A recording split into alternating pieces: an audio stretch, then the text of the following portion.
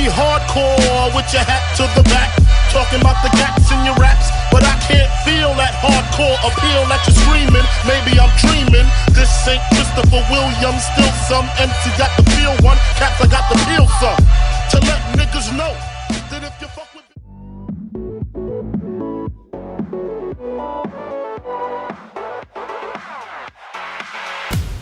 Alors un gros match aujourd'hui, c'est la première fois que vous êtes accroché par une équipe 4-4. Qu'est-ce que tu en as pensé de ce match ? On a eu du mal, on s'est fait accrocher en seconde mi-temps, la première mi-temps on la gère parfaitement comme d'habitude. Maintenant on n'a pas su rester concentré en seconde mi-temps et garder le match en main comme on le fait d'habitude. Voilà, on perd des points précieux dans la course à la première place, parce qu'aujourd'hui c'est ce qu'on visait, on voulait s'assurer ça aujourd'hui si vous voulez. Et ça marche pas, tant pis. Alors quelques petites erreurs internes comme tu l'as dit. Après Lieseg a été un adversaire redoutable. Qu'est-ce que Lieseg a su faire que jusqu'ici vos autres adversaires n'avaient pas su faire ? D'abord techniquement, individuellement ils sont très bons. Ensuite ils font un pressing vraiment de qualité. On l'a vu tout au long du match, on n'a pas su les faire tourner assez. D'habitude on use nos adversaires au bout de 20 minutes ils sont cuits. Là, on n'a pas réussi du tout à le faire. Ils ont eu des changements bonifiques, c'est-à-dire que des remplaçants qui sont tout aussi bons que leurs titulaires. Et je pense que c'est ça qui fait la différence aujourd'hui. Alors, on vous voit souvent, votre stratégie défensive, vous pressez jamais dans leur camp, vous les attendez souvent dans votre camp. Est-ce que vous restez toujours sur cette même stratégie ?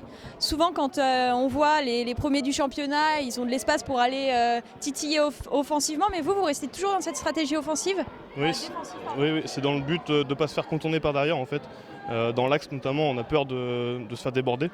C'est juste pour ça, mais sinon après dès qu'il n'y a plus beaucoup de temps, comme là sur la fin du match, on a dû presser assez haut pour aller récupérer du ballon et puis essayer de marquer. Ça n'a pas marché. Bon, on presse toujours dans notre camp, on reste en bloc pour ne pas laisser d'espace chez nous.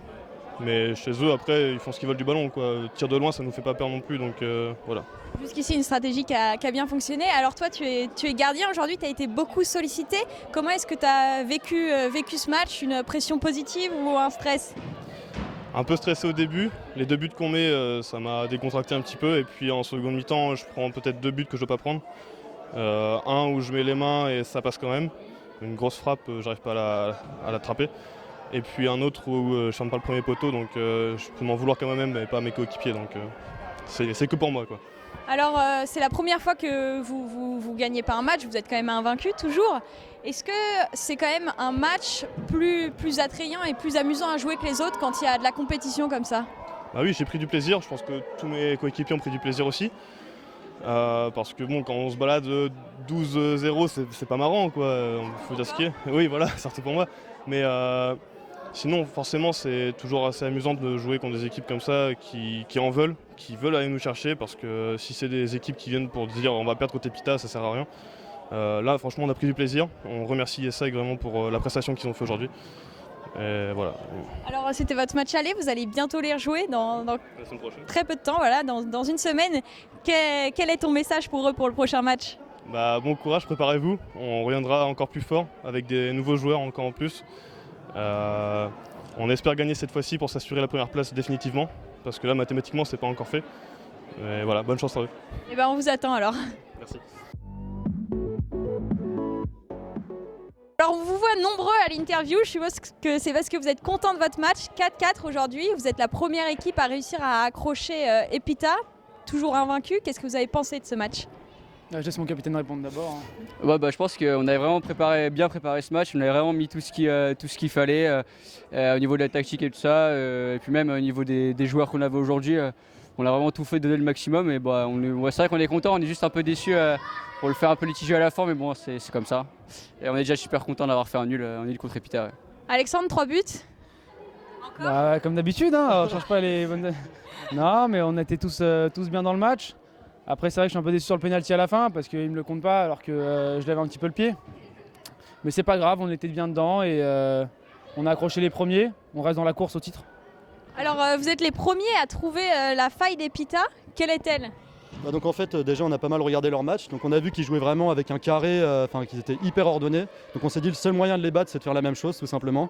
Donc c'est pas bien passé au début mais au final on a réussi à remonter, on a même cru à la victoire à un moment. Et en plus voilà on a le poulain, on sait qu'il est capable de faire beaucoup de choses et donc on est très content d'avoir fait nul aujourd'hui. Beaucoup de choses sur lui, c'est vrai. Mais il répond présent donc c'est bien. Mathieu, en fin de match, on t'a vu jouer beaucoup plus offensive, alors que d'habitude, tu es toujours défenseur. Comment ça se fait? On s'est dit, vu que c'était pour mettre un peu plus d'impact devant, au final ça payait, j'ai quand même fini par mettre un but, mais ensuite j'avais du mal à trouver parce que c'était vraiment hyper bien organisé, donc devant on avait du mal à trouver les espaces. Donc on s'est dit que j'allais monter d'un cran au-dessus pour essayer de changer un peu, soit que je joue plus en pivot. Au final c'est pas vraiment ce qui s'est passé, mais ça a payé quand même à la fin.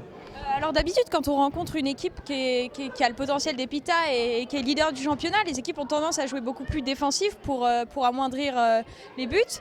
Vous êtes resté sur une stratégie qui était également offensive en essayant de trouver des espaces pour tirer. C'était dans quel but vous avez On s'est dit que le mieux dans ce qu'on avait à faire, c'était aller les chercher, sans jouer vraiment trop non plus, mais rester bien en bloc, bien avancé, pour récupérer le ballon et faire mouche à chaque fois. Après, on s'est pris 2-0 à la mi-temps, on s'est dit les choses à la mi-temps. C'était pas forcément joli à entendre, mais on est reparti sur de bonnes bases et on l'a fait. Enfin, on n'a pas gagné, mais on était pas mal. On a failli gagner. Alors la semaine prochaine, vous rejouez Epita, le match retour. Qu'est-ce que vous préconisez pour la phase retour?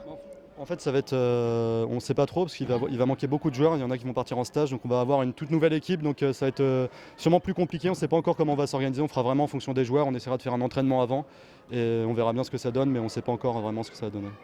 Un mot pour Epita la semaine prochaine. Est-ce qu'ils doivent se préparer? Ils doivent se préparer à rencontrer les mêmes difficultés qu'aujourd'hui, voire encore plus, parce que la prochaine fois on ne se contentera pas de faire seulement le gagner, on gagnera vraiment, quoi. On avait vu avant le match qu'ils voulaient nous siroter, comme ils disaient. Au final, c'était très serré. Ils ont une super mentalité, donc on est content de rejouer la semaine prochaine contre eux et on essaiera de faire encore mieux. Moi, la semaine prochaine, je suis là, donc qui s'y attendent. Je mets 3 joueurs, un plan anti-Alex et ça devrait passer. Et bonne chance et à la semaine prochaine. Merci. À vous.